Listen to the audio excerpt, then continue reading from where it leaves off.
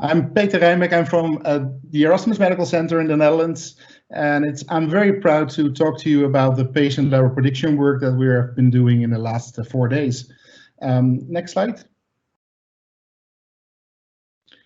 So the patient-level prediction work is about learning what happened to me, what's all the data that I have in my database, how can I learn something from that for the future. So that's different from the story that Ed just told us, which is more about clinical characterization. So what happened to these patients? What did we observe in the data?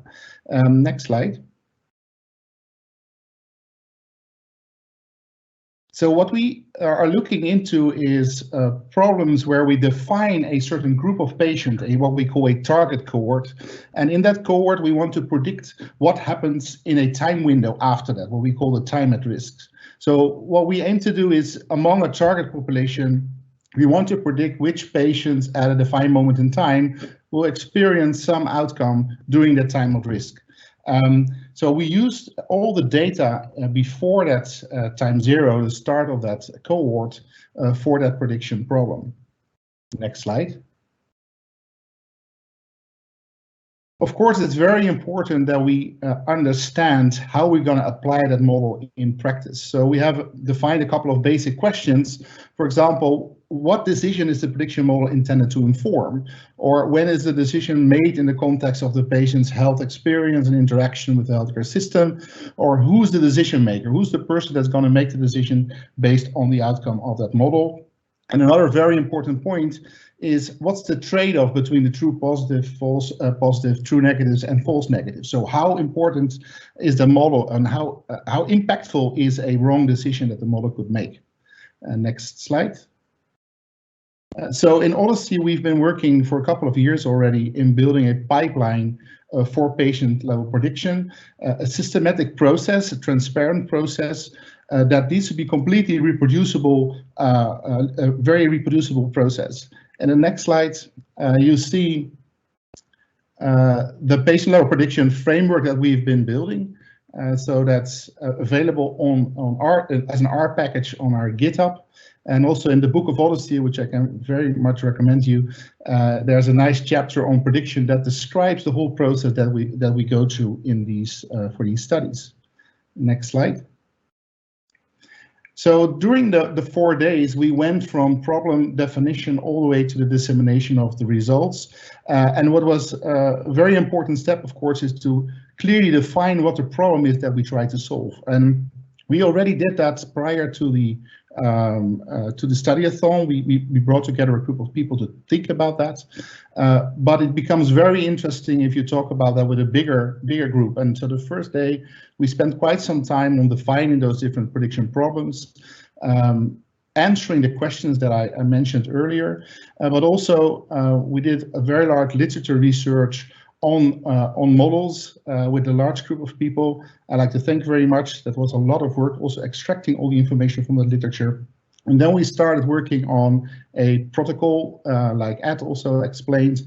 The great thing, though, within the patient-level prediction package is that the package also has a function that can automatically generate a protocol for you. So once you've defined all your study settings, it will generate that Word document that we then worked on further during the rest of the days. The next slide. So a very important component is, of course, defining those target and outcome cohorts, as Anna already explained. So we did some literature on that, literature review on that. So how do people define these cohorts in their data? And then we worked very closely together with the phenotyping group to define these cohorts of the data, and we did some analysis and cohort diagnostics on that to make sure that the cohorts were defined correctly. And next slide. So that was done. So we compared the cohorts across the databases with the cohort diagnostic package, and we extracted the data in those different data sets. So we created the cohorts on the databases. Next slide. And then we had to build a study package. So we have very nice tools in the Atlas environment where we can define all the settings and then automatically create an R package that we could download and run on our data to train the models. and also send to others to validate the model. Next slide. So that's the external validation that we've been working on. So building the data, building the model on a data set, and then sending that model to other databases to validate the results. And then the final step is the dissemination of the results. So here we've been working on Shiny applications, and you will see some demonstrations of that in the upcoming presentations.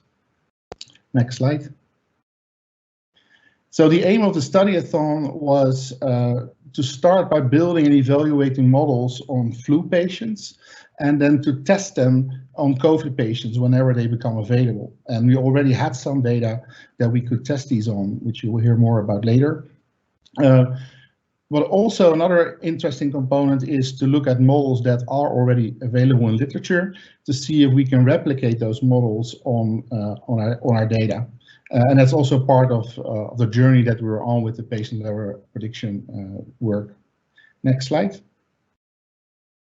So I like to, before we hand over to the results of the studies, I like to thank the team. It was really very, very exciting to work with everyone. There were 51 people actively contributing to our channel. And I must say, I really appreciated all those discussions, and I hope that we can continue that with everyone after these 4 days.